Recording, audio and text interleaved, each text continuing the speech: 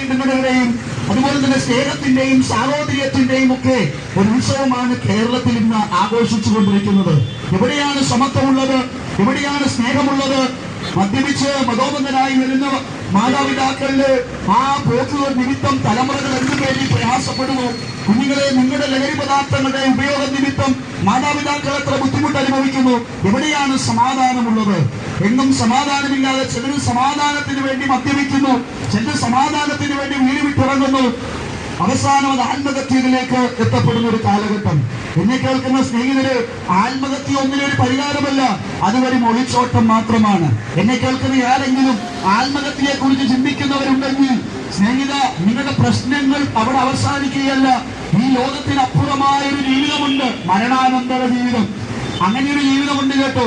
ഒന്നെങ്കിൽ നരകം, അല്ലെങ്കിൽ സ്വർഗം. ഇതെല്ലാവർക്കും അറിയാവുന്ന കാര്യമാണ്. ഞാൻ അതിലേക്ക് വരട്ടെ.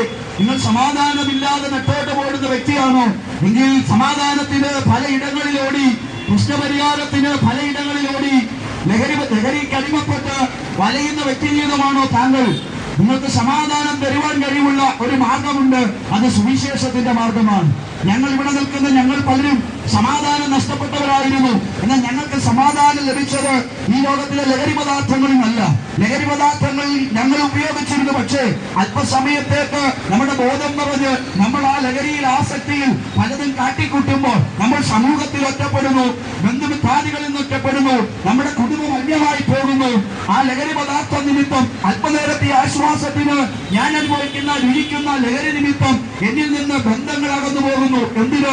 ഈ ലഹരി പദാർത്ഥങ്ങൾ നിമിത്തം നിങ്ങളുടെ ശരീരം രോഗത്തിന് അടിമപ്പെട്ടുകൊണ്ട് പോകുകയാണ്. അത് മാത്രമല്ല, ഈ അപ്പുറമുള്ള നിത്യതയിൽ നിങ്ങൾ എത്തപ്പെടുകയില്ല എന്നുള്ളത് വാസ്തവമായ കാര്യമാണ്.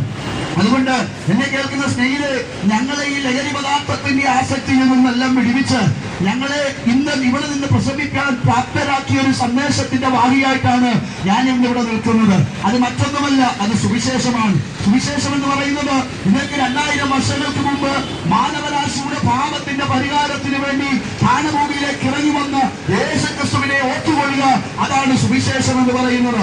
ഞങ്ങളിവിടെ ഇത് പ്രസംഗിക്കുമ്പോൾ ഞങ്ങളൊരു മതത്തിന്റെയും വാക്യങ്ങളായിട്ടല്ല നിൽക്കുന്നത്. ഇതെന്തിനാണ് ഈ ഓരോരോ പ്രസംഗിക്കുന്നത്? ഒരു മാനസാന്തരത്തിനു വേണ്ടിയാണ്.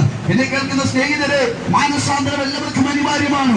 മാനസാന്തരപ്പെടണമെന്നുള്ളത് യേശുക്രിസ്തുവിന്റെ ഈ ലോക ജീവിതത്തിലെ ഏറ്റവും പ്രധാനപ്പെട്ട സന്ദേശങ്ങളിലൊന്നാണ് സകലരും മാനസാന്തരപ്പെടുക എന്നുള്ളത്.